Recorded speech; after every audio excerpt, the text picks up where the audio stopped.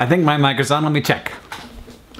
It is. Good morning, John. I'm here to debunk a myth. It's a simple statement that is really hard not to believe knowing what we know. The internet brings out the worst in people. I mean, you see in the comments, we all know that the anonymity of the internet allows the deep evil inside of every human, except for me, of course, to spew forth in a fountain of vomitous hate. And yeah, I see it even on our content. On our sex episode of Crash Course Psychology, there were comments, thumbed up comments nonetheless, talking about how homosexuality is a disease. And yeah, there are two hosts on SciShow Space, one of them is male and one of them is female. Guess which one has constant comments about their appearance every time they're in a video? Just go ahead and guess. But you and your friends, you aren't hate mongers. So it must be other people, those people at the grocery store who seem so nice in person, but then they go home and the internet allows them to shrug off the cloak of cultural necessities, put on their costume, and they become internet turds! Superhero extraordinaire. But I want to make a hypothesis here that allows me to feel better about the state of the internet and the state of humanity. Anonymity doesn't bring out the worst in people. It just brings out the worst people. Imagine, if you will, a D-bag. This person goes on the internet and he says nasty things to people. He's racist and he's sexist. He doesn't have a lot of friends because he doesn't like people, and people also don't like him. In the physical world, this human is entirely invisible. We have no idea they exist. He doesn't want to express his beliefs in the real world because they are unacceptable. But on the internet, he not only gets to express his views to lots of people, those people then engage with him. It's a kind of exercising of power. He gets to get a rise out of people. This person isn't like a sweetheart all day long and then goes home and becomes a D-bag. He's a D-bag. By the way, this entire episode is conjecture. I've got no research to back this up, but it would be fairly easy research to do because I think internet trolls would be super excited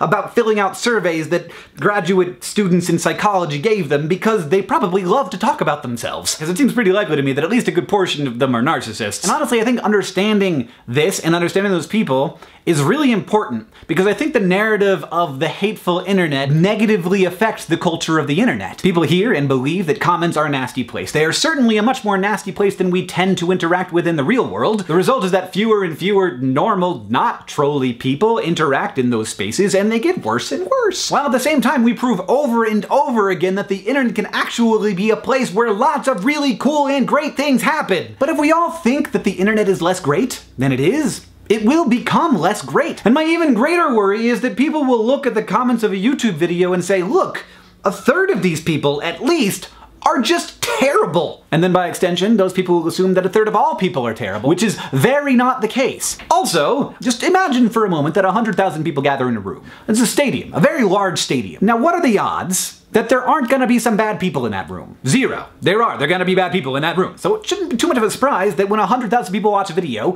some of them are gonna leave mean, nasty comments. Now, a big problem here is that YouTube has lately been promoting discussion rather than how many people thumb up a comment. So a comment will end up way at the top of the video because lots of people are discussing that comment. That isn't usually because there's a good discussion happening there. It's usually because that first comment was extremely inflammatory and wrong, and people are arguing about it. That's an algorithmic problem. I don't know if they know about it, but it seems pretty obvious. It's totally feeding the trolls. Like, the whole point of a troll is to try and get discussion because they want to get a rise out of people, they want that rush, and they want some human interaction. But I guarantee you, as a person who has met a number of people, like 90% of them, are good. They're good people. Not because culture tells them to be good, not because they're afraid of being found out and they're waiting for that moment where they can be anonymously evil, but because they're people, just like you and just like me.